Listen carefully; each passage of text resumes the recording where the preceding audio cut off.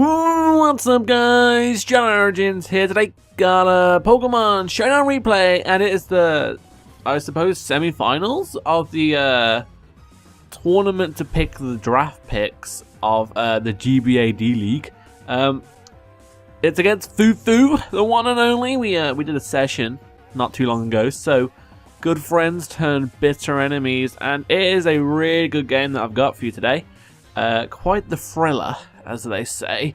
Going into this game, I was very scared of one Pokemon. One Pokemon in particular, and that is the Alakazam. Because if you're looking at my 9 Pokemon, I have nothing. I have literally negative things to stop the monster known as Alakazam. It can run so many different things, and it has a lot of things to hit my entire team. If I quickly run through it, I have a Azumarill that has Energy Ball, Heatran, Focus Blast, Lando T, HP Ice, Hydreigon, Focus Blast, Dazzling Gleam, HP Ice, holy crap. Jirachi has the Shadow Ball, Florges, I can hit for powerful damage with the Psyshock if I'm not physically defensive, of course, and even if I am, to be honest. Crest, Shadow Ball, even though it wouldn't do too much. Gligar, HP Ice, and Amoonguss, obviously the Psychic type stab is going to be a pain. I literally have nothing for its pretty decent coverage, which is very, very unfortunate. Looking at the rest of his team, like his potential 9, Suicune was going to be a big problem. And also the fact that I think almost half, if not half of his team has the potential to learn Taunt, which kind of stopped me from running a really bulky team. My team's still quite bulky, but it hasn't got as much because I was scared of the potential Taunt on all of his guys. I also came very prepared for Skuntank and Gabalion for no good reason. I was also scared of the potential Mega Manectro because of its Volt turn, well, Volt switches and U-turn capabilities with Lando T. So I had to watch out for that. Snorlax wasn't a big problem. I don't have a fighting type, but I have 3 very powerful Pokemon that can learn Superpower in the form of Landorus T, Hydreigon, and Azumarill. So I weren't really too scared about Snorlax. Mew wasn't particularly a problem because I had the Hydreigon. And his Tangrowth isn't really a huge deal because I do have the Amoonguss and the Heatran and the Hydreigon. So looking at the actual match, going into it, he did bring the Alakazam, which is a big problem. He also brought the Skuntank, which I'm not particularly scared of because, like I said, I do have Landorus T, and I also have Heatran, who's a pretty decent check to Skuntank. His Landorus T could be an issue because I do have 2 ground weaknesses in the form of Jirachi and Heatran, but I do have 2 levitating Pokemon. As long as I keep them relatively healthy, I kind of stop him from going for the Earthquake. He has the Tangrowth, which, as you can see by my team, isn't really a problem. My Fire Blasting Hydreigon, and also my specially defensive Heatran has Lava Plume. And I do have U-turn on Choice Banded Landorus T, which should do a bit of damage. Suicune looking kind of like a threat if I lose my Amoonguss. And then Snorlax I have a Azumarill Superpower for, and my Choice Banded Landorus is Superpower. So not really scared. Alakazam is easily the biggest threat. My team going through it quickly, I have a Choice Banded Adamant Nature, Max Attack Landorus T. I have a specially defensive dual status Jirachi. I have specially defensive Heatran. I have a Choice Scarfed Hydreigon. I believe it's an Assault Vest Azumarill. And then I have a physically defensively based Amoonguss. I say base because it's like 160 defense, 96 special defense. So yeah, I like my team quite a bit. It's kind of forming the same thing. It's actually the first time in this whole GBA D League thing where I haven't used Cresselia, so that's a change of pace. The only Pokemon that I've used every time now is Hydreigon, because it's just a good Scarfer. It can always bluff the Scarf as well, and it can go physical or special. So it's a really good mon to use. So let's get into this game and see how we do.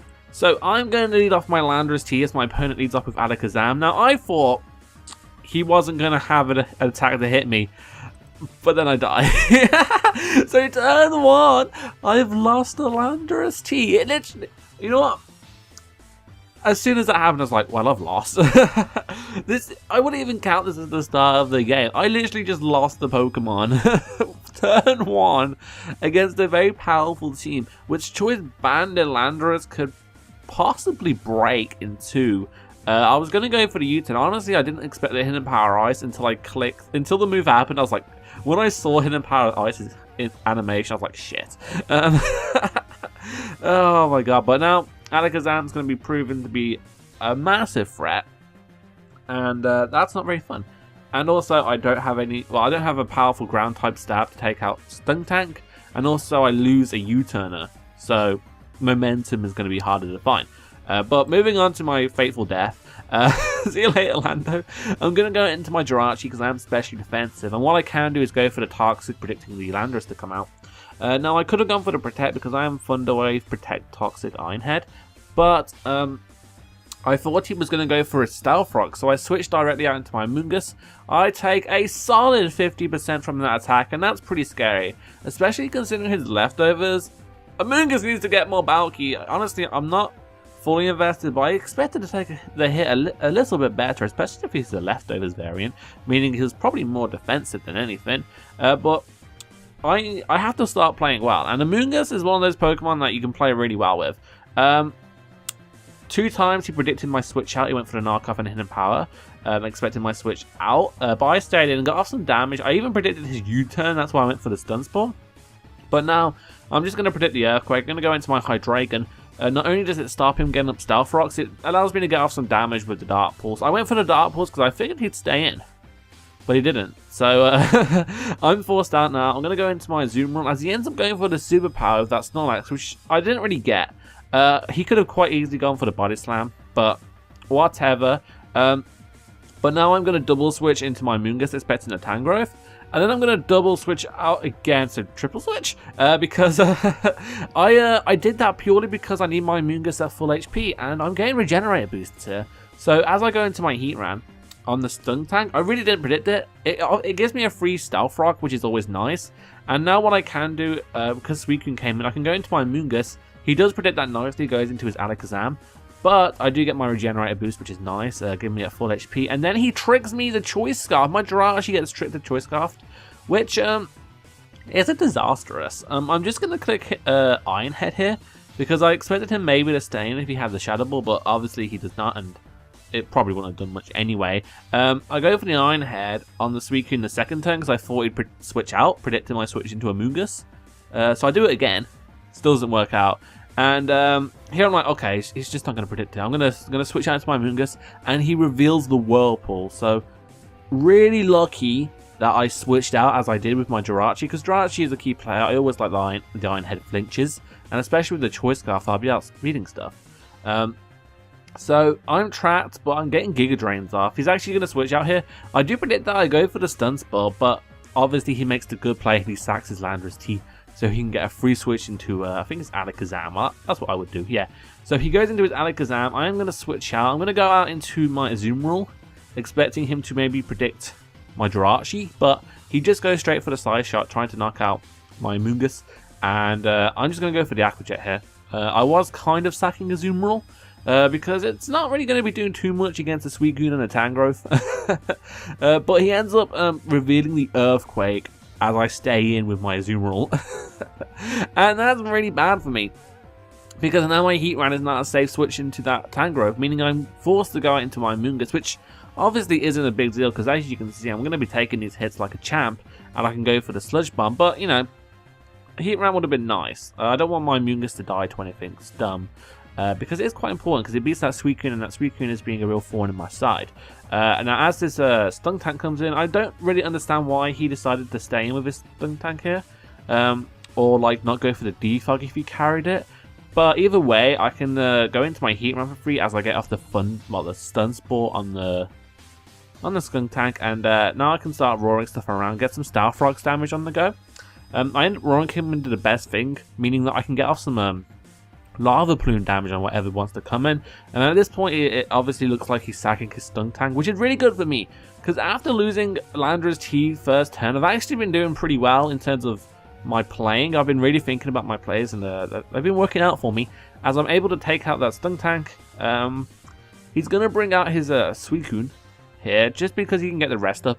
Here I'm making that play. I knew he was going for rest, but for whatever reason I bought in a Azumarill. Like, I don't know why that was my switching, or maybe I was sacking it, I don't know.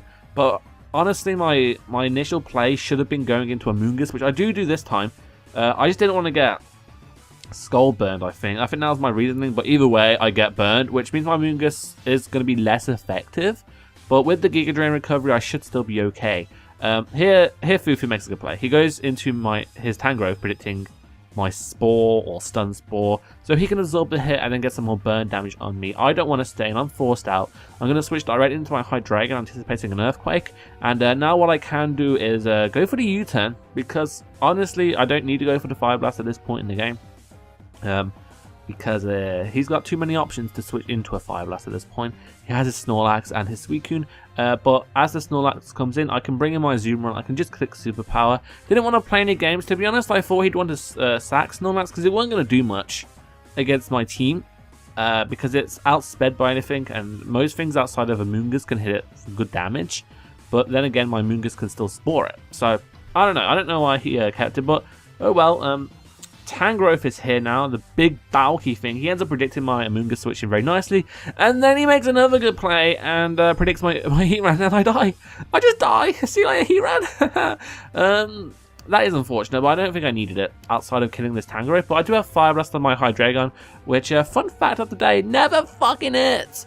I missed Fire Blast. And on the Suicune, obviously it didn't matter, it was going to do negligible damage. But what I can do here is try and sack my Azumarill, but he ends up going into Alakazam. Like, literally, there's Azumarill, I probably brought it in 3 times to sack it, and it's never done that. It's never died when it should do. But I bring in my Jirachi on the Alakazam, and now what I can do is go for the Thunder Wave. He has nothing to take the Thunder Wave anymore, meaning I can start spreading it, and I can start getting some hacks on my side of the field. So he's going to go for the Whirlpool here, trapping my Amoonguss. With the burn damage and the Whirlpool damage, he's actually doing more than I'm recovering with the Giga Drain, which is really quite scary. But as you can see, luck portrays its worthy soul upon me, and I para-hacked this man twice in a row. He could have gone for the rest there. He would have been a solid amount of HP, and my Moongus would have died to the Whirlpool. But because of them 2 para-hacks, I'm able to take out the Suicune. I may have lost my Moongus in the progress, but it was worth it to take out that Suicune, meaning that he has no resist for Iron Head now. And he also has one less thing to take a Fire Blast. Speaking of Fire Blast, okay, game! I miss another one. That Tangrowth would be 6 foot under. But oh well, out of my pure rage, I'm going to go for the Fire Blast again. I'm going to hit this Snorlax like a... No, it was literally going to do no damage anyway. Obviously, Thick Fat and the potential Assault Vest. But what I can do here is sack my Azumarill. Finally let it die. And bring in my Jirachi. Because my Jirachi is one of my win conditions at this point. Because of flinching and stuff like that, I'm able to take out the Snorlax because of a handy dandy flincheroonie. And as he brings out his Tangrowth, all I need is a little bit of damage. Well, a little bit, about 50%. So as long as I can get 50% on this Tangrowth, my Hydreigon can come in with the Dark Pulse and just sweep, because his Alakazam tricked away its Choice Scarf. So what's going to happen here is I'm just going to start Iron Heading and hope to God that I get some flinches on the go. He broke out twice in a row there, which is very bad for me. But what I am going to do here, I'm going to go for the T-Wave, because what this does mean I can get the power flinch with the Dark Pulse. But I end up getting the full power on the first turn T-Wave, and now I can get a chill 30% more damage, because he gets paralyzed there, and I'm able to hit him for another attack, meaning that he is around 50%, which means Jirachi did its job. Unfortunately, with these extreme pieces of hacks in this game, it was a lot closer than it should have been, especially because I lost Landra's T turn 1. I'm just going to Dark Pulse here a couple of times, win the game 1-0, meaning that I have a 5-0 win-loss record in the round robin plus the tournament so far, and I have a plus 15 in KD. It was a close game, it was very enjoyable, a lot of fun. I probably didn't do it justice in my narration, but what this does mean is I go into the, I'm going to quote unquote, final of this draft pick selection order tournament against the Miami Heatmore, which is Tanda something. It's something or other, I don't know. He goes by multiple names, but I'm in the final there. And if you are a bit confused, the round robin at the start, the first 3 games were just to see who can get into the D League, which is a kind of 8-week series of Wi-Fi battles in a GBA style format. If you want to know more about it, of course there's the website and also the GBA League, which this is kind of based off. You can go back and watch the videos of people in that league, and it's basically the same.